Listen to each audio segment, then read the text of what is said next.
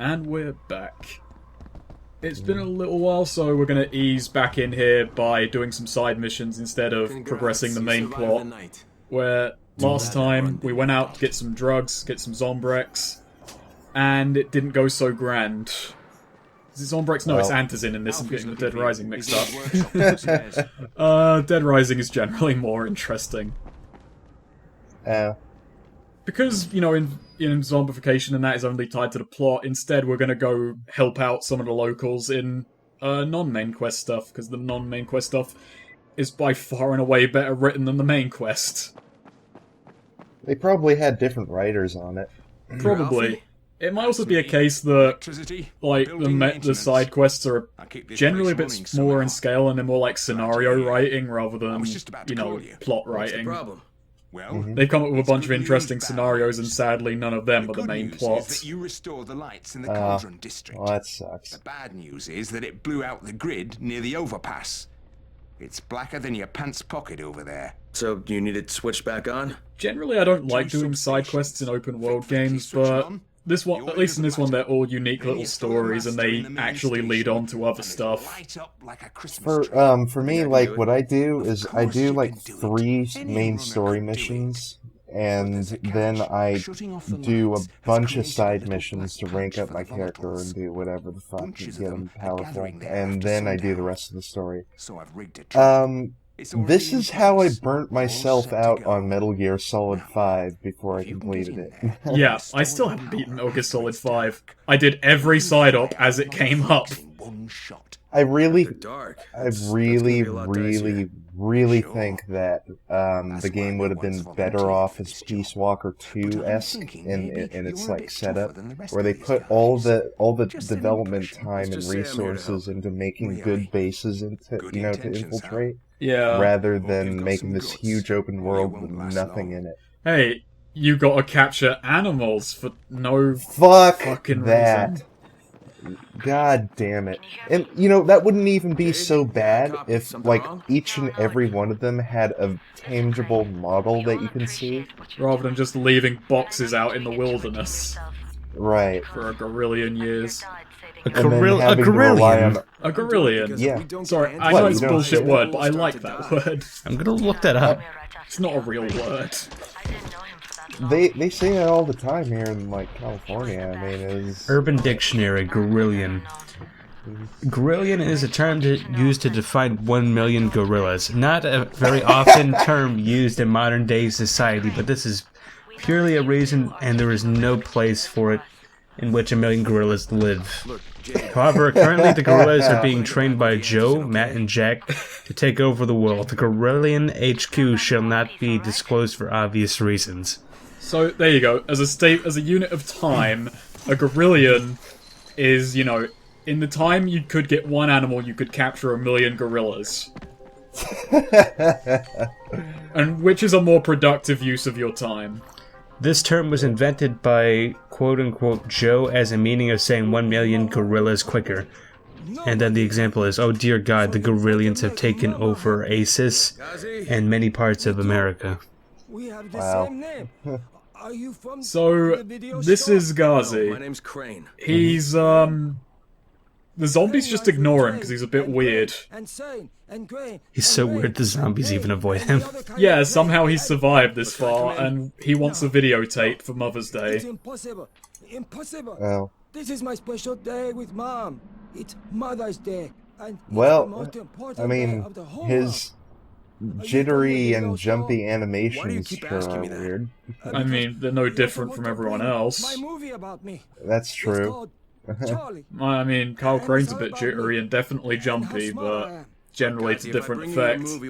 I don't know why, but I look at this guy and it kind of reminds me of, his face reminds me of Michael Rosen for some reason.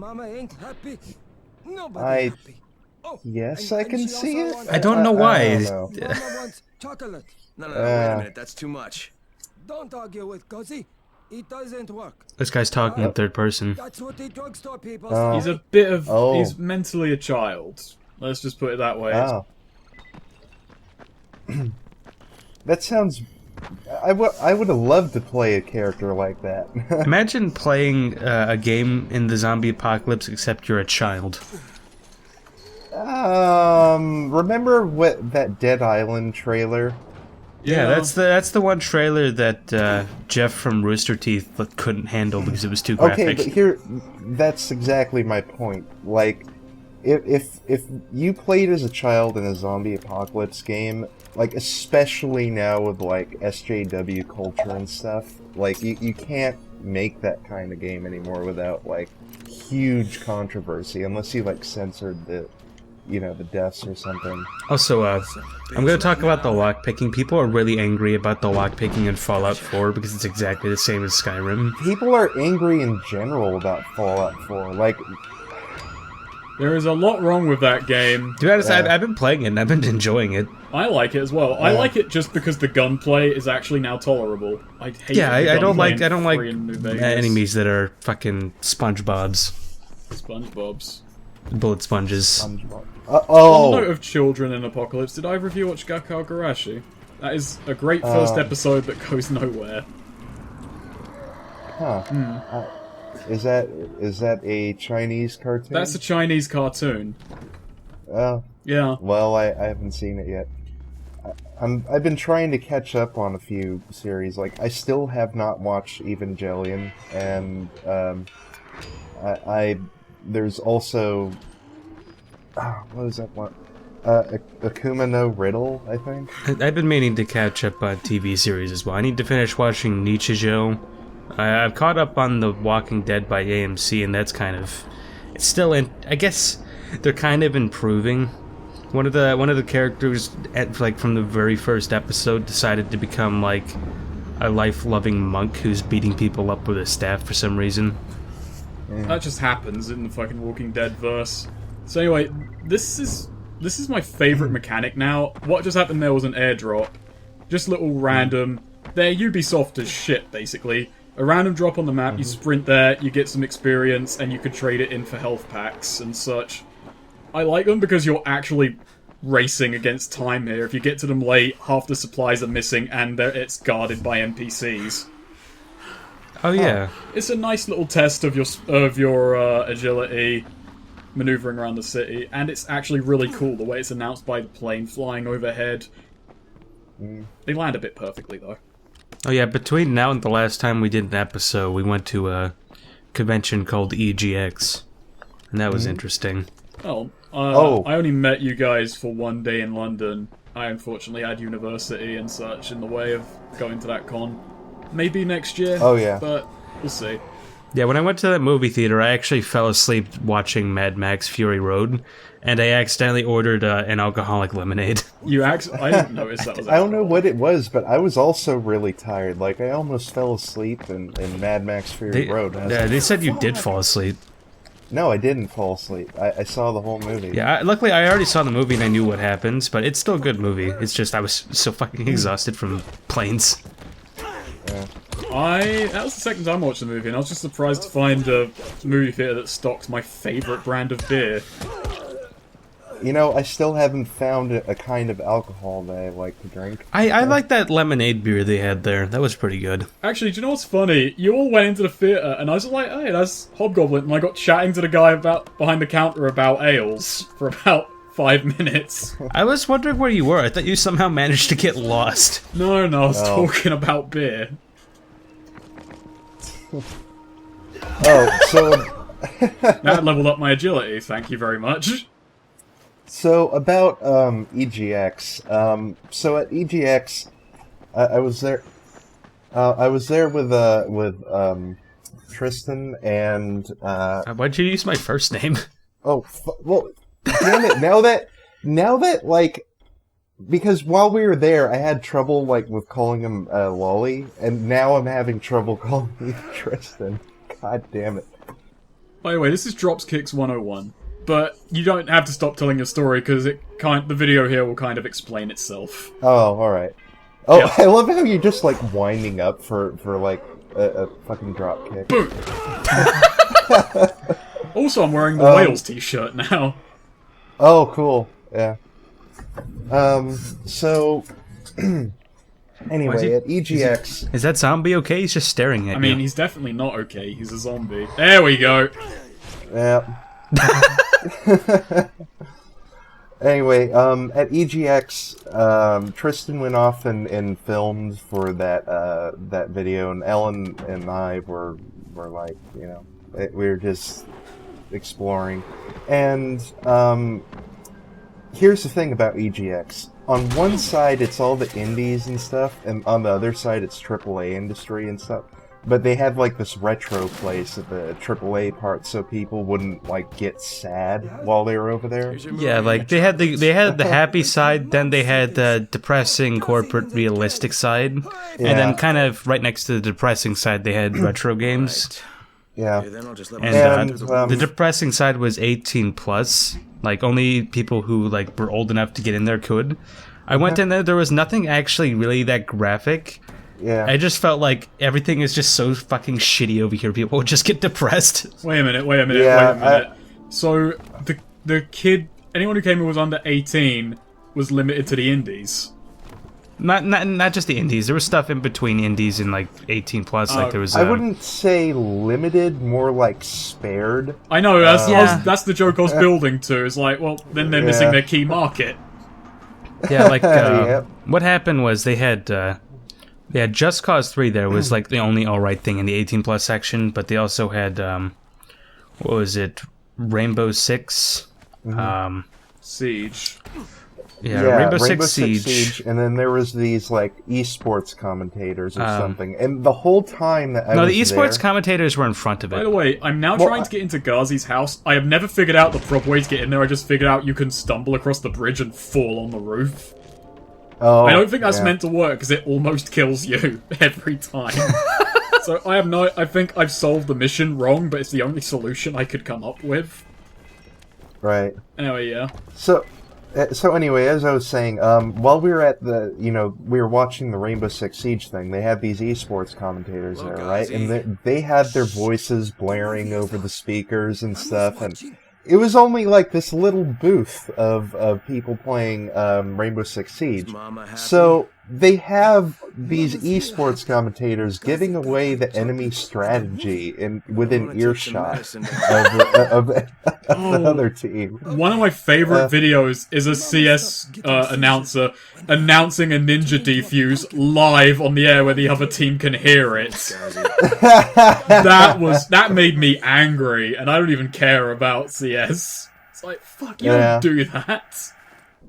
I know, and that's kind of how I was feeling while I was watching that happen. It was like, what the fuck?